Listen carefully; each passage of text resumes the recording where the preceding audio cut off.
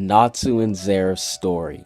Now, Natsu and Zeref, they without a doubt have one of the biggest and one of the most interesting character interactions throughout the whole series of Fairy Tail. I mean, just from what we've heard about all the myths of Zeref and everything we've been hearing about him since the beginning of the series, made me just think, damn, the way how Hiro Mashima tied these two characters together is amazing. Now, what am I talking about? Let's take it all the way back to the beginning of Fairy Tail when Eisenhwerd, the guy with the flute, when he was about to destroy everybody. That's when Zeref was first brought up. That's when we really got to see some of the dark guilds and what their true intentions were. And ever since then, majority of the Fairy Tail arcs have been about Natsu and the guild trying to stop these dark guilds from reviving Zeref or trying to carry out some type of Zeref plan. We saw with the Tower of Heaven arc, one of the greatest arcs in the series. We see Erasing Say is one of my personal favorites, and my favorite out of all, or besides Taros, but my other favorite is Tenro Island. We saw all these people trying to resurrect Zeref, trying to use his power or something, and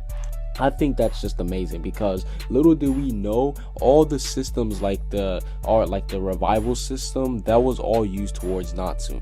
Now, what do I mean by that? We know that Zeref, he created Natsu after, well, he didn't necessarily create him, he revived Natsu after Natsu was killed off by a dragon. So we know that he made him into a demon, and ever since then, once we found out that the stuff like the R system was used to revive Natsu, well, it was an attempt to revive Natsu. I found that amazing because that's basically like foreshadowing. Like, think about that. We were seeing all these things that all these dark guilds were trying to use to revive Zeref, but in reality, all those things that they're trying to use to revive Zeref, they were supposed to be for Natsu. And I think that's amazing because Zeref, that just shows how smart he is and actually shows how much he cares about his brother.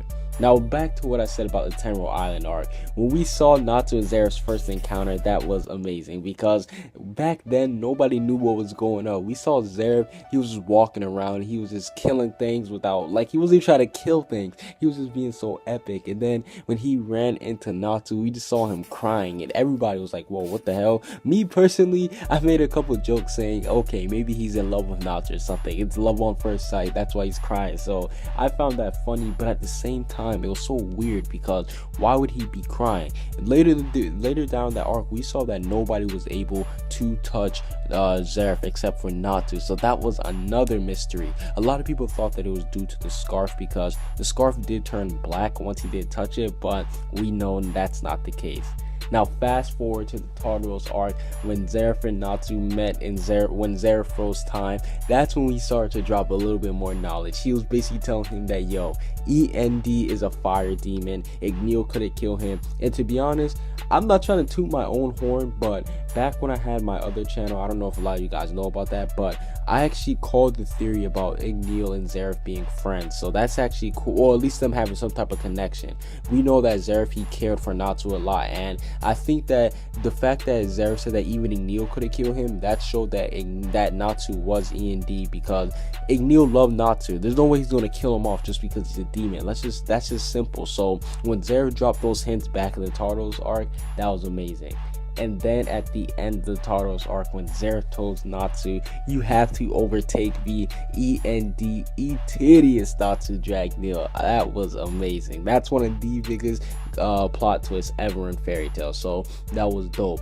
Now we're in the Alvarez Empire arc, and we've seen Natsu and Zeref both go at it. We've seen them fight a little bit, and to be honest, Natsu, he says that he could have defeated Zeref, but I don't know if he was going to be able to kill him back then because Zeref is immortal at the end of the day. So I don't know if his Blaze Dragon King mode with Dragneel's power would have worked, but it would have been cool if Zeref actually died, because then we already know the connection between that. If Zeref dies and Natsu dies, so Natsu would have most likely died along with them, and I think that would be cool.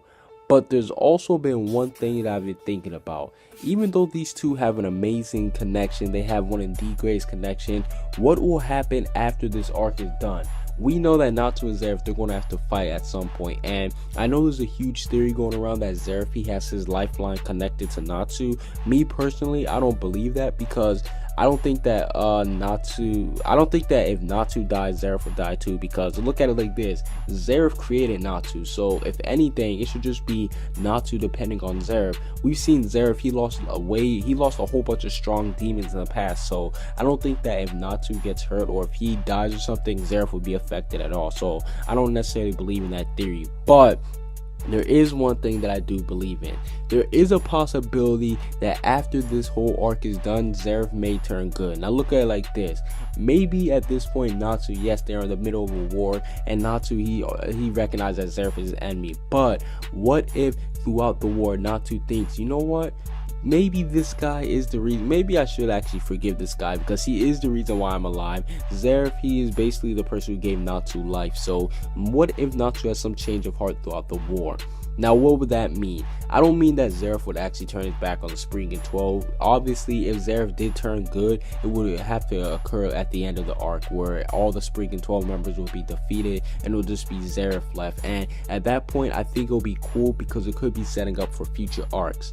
Now what do I mean by that? The future arc that I'm talking about is Natsu and Zeref versus God Ancien. Now I know there's a lot of people who don't know who that is, but God Ancien, he is the one who cursed Zeref. So what if Natsu and Zeref both go on their own little mission to find him and they actually try to defeat him to take out the curse, to make Zeref be able to live happily and he'll actually be able to die. Now at that point, I do think that if they actually do team up, it will be a cool side arc because it will just be focusing around Natsu and Zeref, and we could actually see Zeref tell Natsu some stuff that he never knew about. Like maybe you could tell him this is how you control your E&D power, and you can even tell him stuff about the history of the family, because we know that Zeref, he knows about the Dragneel family. He was obviously alive back then, so I think that'll be a cool arc to see.